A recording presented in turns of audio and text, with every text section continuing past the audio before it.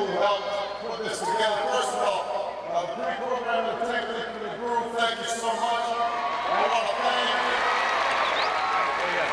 thank the wonderful young lady who said the Pledge of Allegiance, Melissa Atkins. That's not easy to do when you're 6 years old in front of 12,000 people. So thank you, Melissa.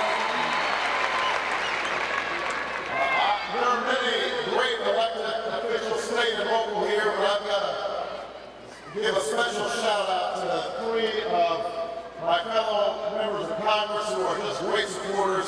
Congressman Al Green,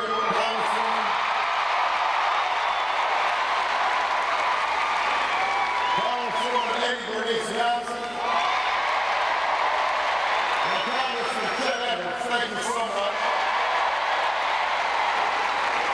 I want to thank all the wonderful faith leaders who are here who gave me a little circle of prayer before coming out here today.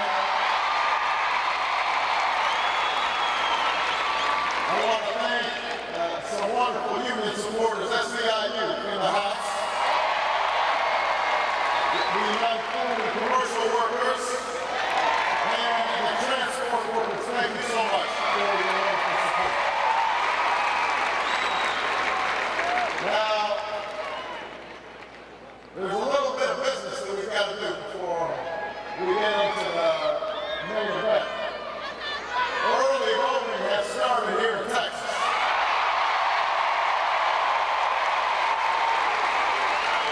Early voting started here in Texas, and so everybody has received one of these cards. And everybody knows that you can start voting today. And if you didn't vote today, you can start tomorrow, or the next day, or the day after that. But we have early voting in Texas. I don't want you to wait until March 4th.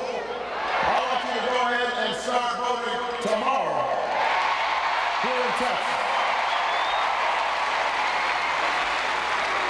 You got February 19th until 29th to vote. And you can also vote on Election Day, March 4th. Now, I know this was explained to you, this is a little confusing. You're going to have to do 2 things for me now. Not only do you have to vote, and we would prefer you to vote early, but on Election Day, March 4th, you're going to have to attend the caucus at 7 p.m. to get us a few more delegates. Can everybody do that, Houston? Everybody going to do that?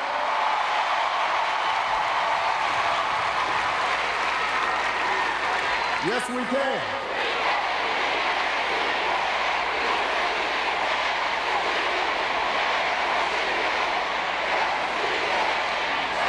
And on the back here are all the sites for all the early voting locations, so you don't have an excuse for not going. And we want you to grab your cousin and your uncle and your niece and your nephew. Don't go alone. Take some friends and family to the polls. Now, we just heard that we won tonight in Wisconsin.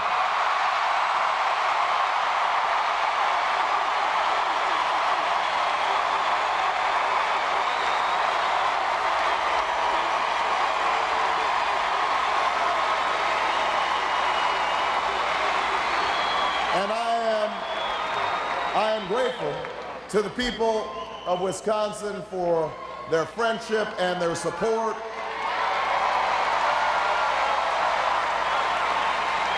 And their extraordinary civic pride. You know, in Wisconsin, when you go to vote, it's 5 degrees outside. But that has not deterred people from Milwaukee to Green Bay to Eau Claire, all across that state, from casting their ballot and exercising their civic duty. We also have a caucus in Hawaii tonight. It's too early to know how that will turn out. But it's too early to know. But we do know this. We do know this, Houston. The change we seek is still months and miles away. And we need the good people of Texas to help us get there.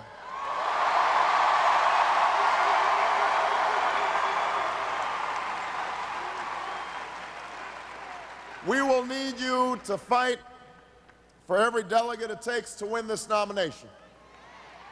And if we win the nomination, if we are blessed and honored to win the nomination, then we're going to need your help to win the election in November.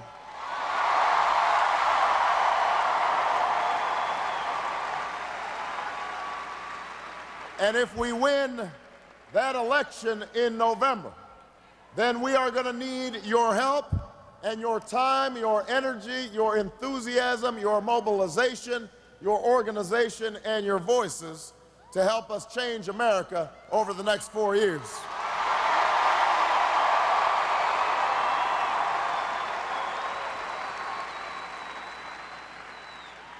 Because understand this, Houston, as wonderful as this gathering is, as exciting as these enormous crowds and this enormous energy may be, what we're trying to do here is not easy, and it will not happen overnight. It is going to take more than big rallies. It's going to require more than rousing speeches. It will also require more than policy papers and positions and websites. It is going to require something more. Because the problem that we face in America today is not the lack of good ideas. It's that Washington has become a place where good ideas go to die.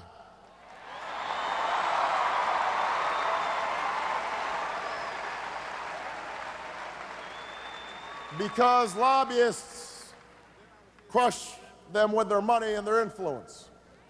Because politicians spend too much time trying to score political points and not enough time trying to bridge their differences so we can get something done.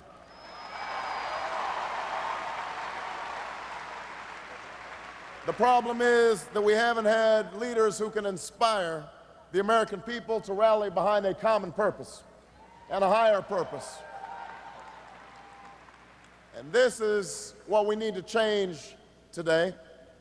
This is what's hard, and we know this. We know how difficult it will be. But I also know why we're here tonight.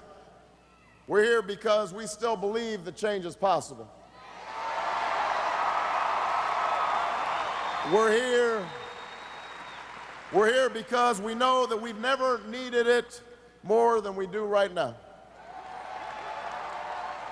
We're here because there are workers in Youngstown, Ohio, who've watched job after job after job disappear because of bad trade deals like NAFTA, who've worked in factories for 20 years, and then one day they come in and literally see the equipment unbolted from the floor and sent to China. They need us to end those tax breaks that go to companies that ship jobs overseas and give them to companies that invest in jobs right here in the United States of America, that pay well, provide a pension, provide health care. That's the change they need.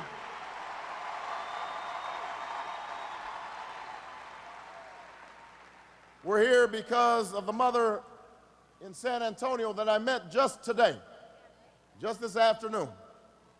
She's got two-year-old twins who are legally blind.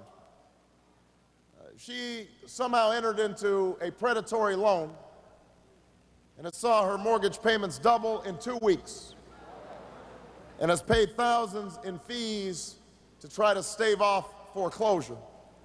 She told me she was on the verge of packing and didn't know where her family would go next.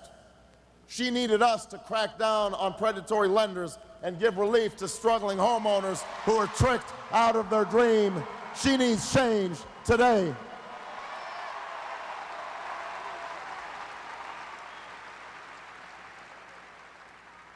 We're here because of the mother that I met in Green Bay, Wisconsin, who gave me this bracelet that I'm wearing.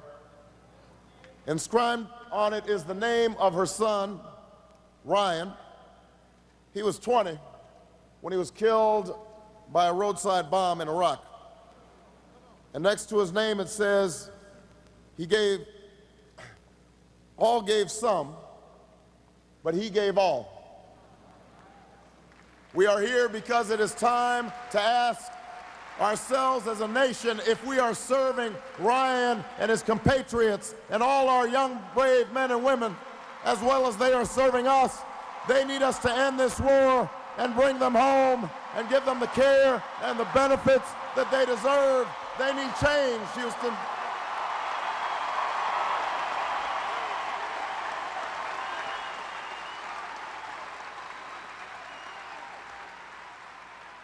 A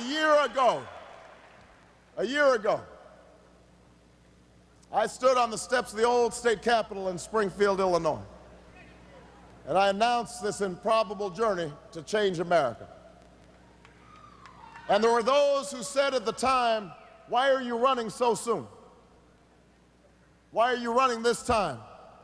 You're a relatively young man, you can afford to wait."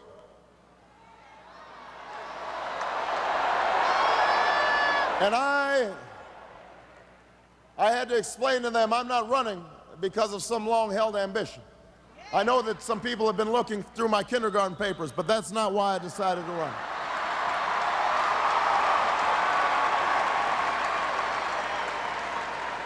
I'm not running because I think it's somehow owed to me. I'm running because of what Dr. King called the fierce urgency of now. The fierce urgency of now.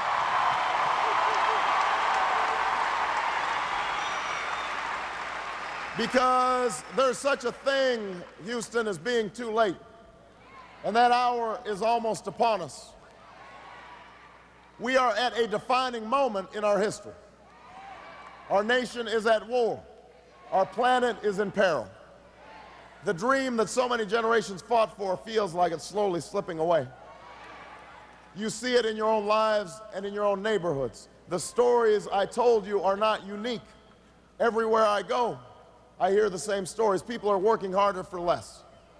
They've never paid more for college, never paid more for gas at the pump.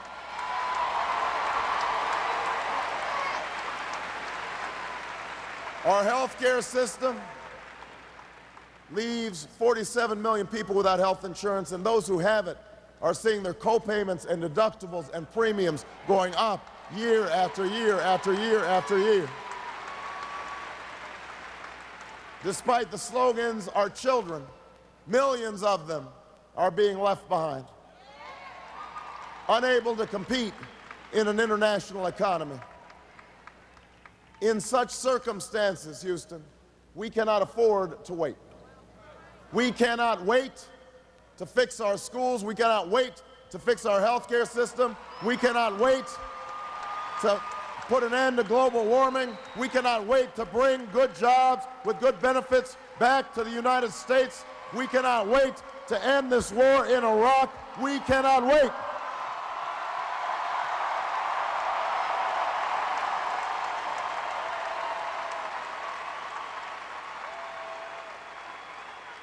We cannot wait.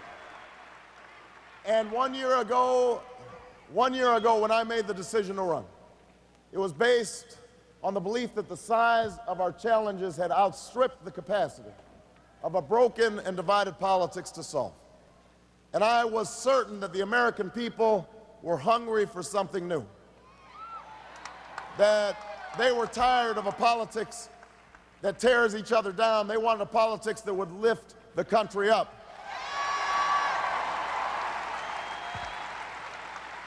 That they had grown weary of a politics that was based on spin and PR.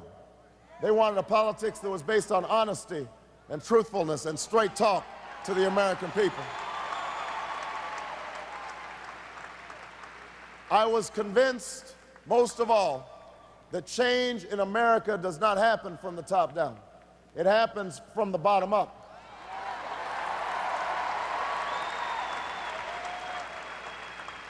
Some of you know I used to work as a community organizer with churches on the south side of Chicago after the steel plants had laid thousands of people off.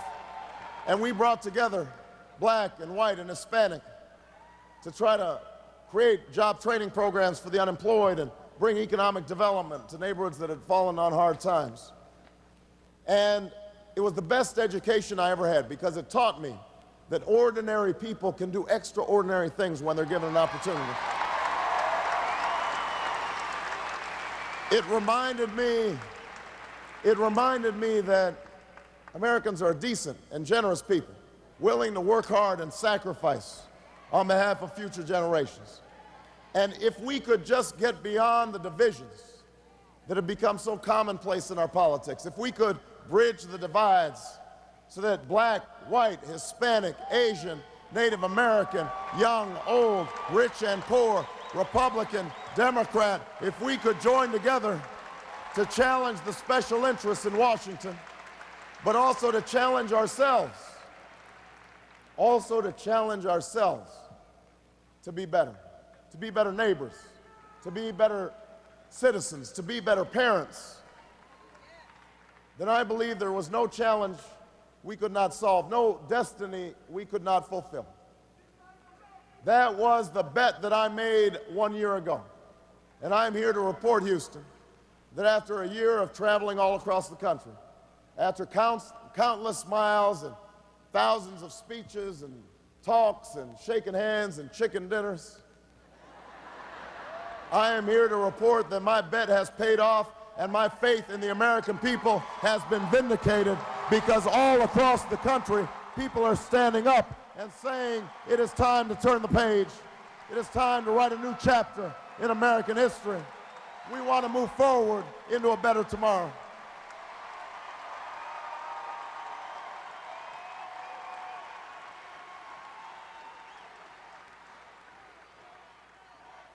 The American people.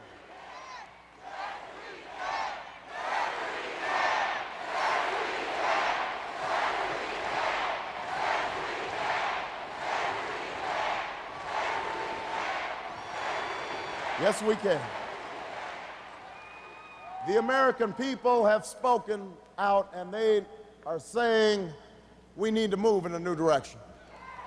And I would not be running, as aware as I am of my imperfections, as clear as I am that I am not a perfect vessel. I would not be running if I did not believe that I could lead this country in that new direction, that we have a unique moment that we have to seize. But I have to tell you, Houston, I can't do it by myself. No president can. Remember, change doesn't happen from the top, it happens because of you. And so the question I have for you tonight, Houston, is, are you really ready for change?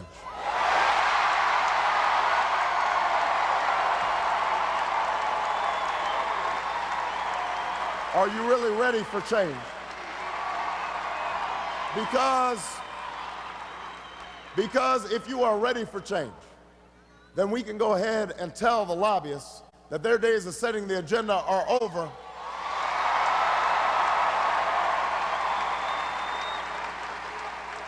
They have not funded my campaign, they will not run my White House, and they will not drown out the voices of the American people when I'm President of the United States of America.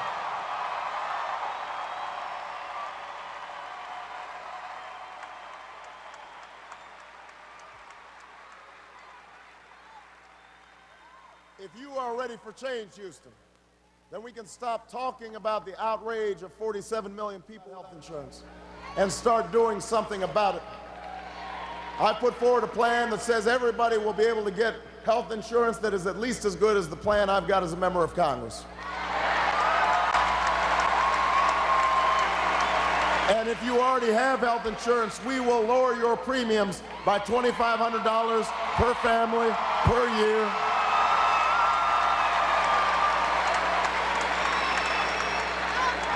And if you can't afford it, we will subsidize your care, and we will emphasize prevention so we have a health care system instead of a disease care system.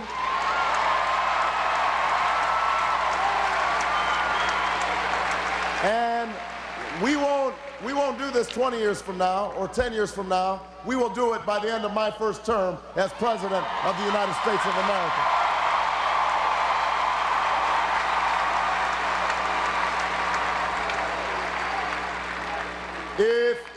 are ready for change, if you're really ready, then we can start restoring some balance to our economy. Now, I believe in the free market. I know Texans believe in entrepreneurship.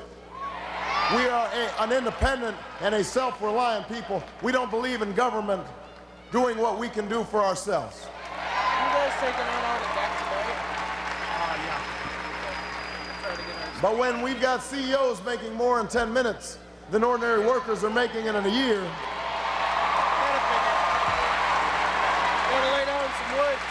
and it's the CEOs who are getting a tax break and workers are left with nothing, then something is wrong and something has to change.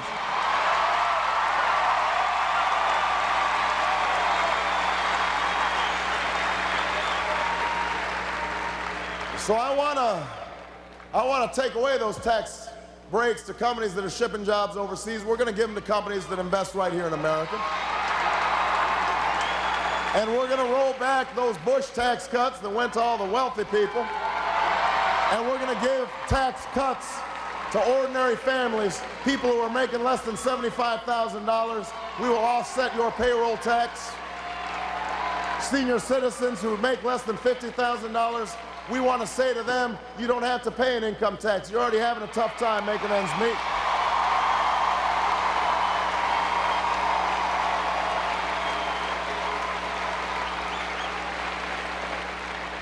We want to promote trade, and we embrace globalization, but we also want our trade deals to have labor standards and environmental standards and safety standards so our workers aren't undermined and our children aren't playing with toys based in lead paint. That's the change we want.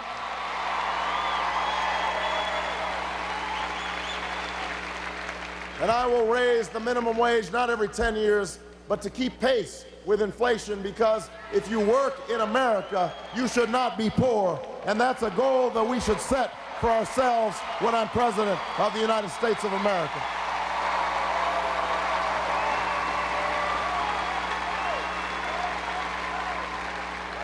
If you're ready for change, we can assure that every child in America has the best education this country has to offer. From the day that child is born to the day that child graduates from college. The problem is not the lack of plans, the lack of good ideas. The problem is a lack of political will, a lack of urgency.